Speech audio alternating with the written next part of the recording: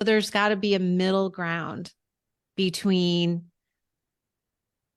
allowing our children to be themselves, to be who they are, allowing them to tap into their inner knowing, how to trust their intuition, their inner knowing, to listen to it, to follow it, to nurture it, and to still be a guidance, a support system.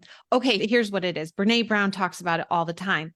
Like that, imagine that bridge that hangs in the air, that's going from one cliff to another, and it's going across, and the kids are walking the bridge. That's the path of life. We are just the guardrail. We're there to just make 100%. sure that they don't fall off into the canyon. And at the same time, we're there for them emotionally. I see you, I hear you, I get you. Let me hear what your heart is saying, what your mind is saying, but I'm not going to fix it.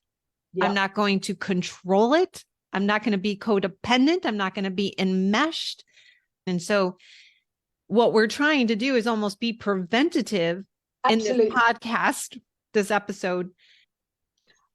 I think, to be honest, as I said sort of earlier, we as parents are given no guardrails. We are learning ourselves.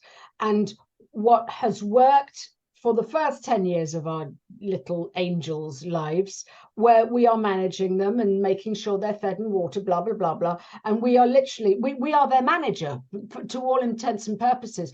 What then happens, though, is they're hitting the teenage years, and they don't need managed because they're trying to be independent. In the teenage years, we biologically, kids should be leaving the nest. And so we are moving from manager to mentor. And for us, that's really hard because we are learning all of this ourselves.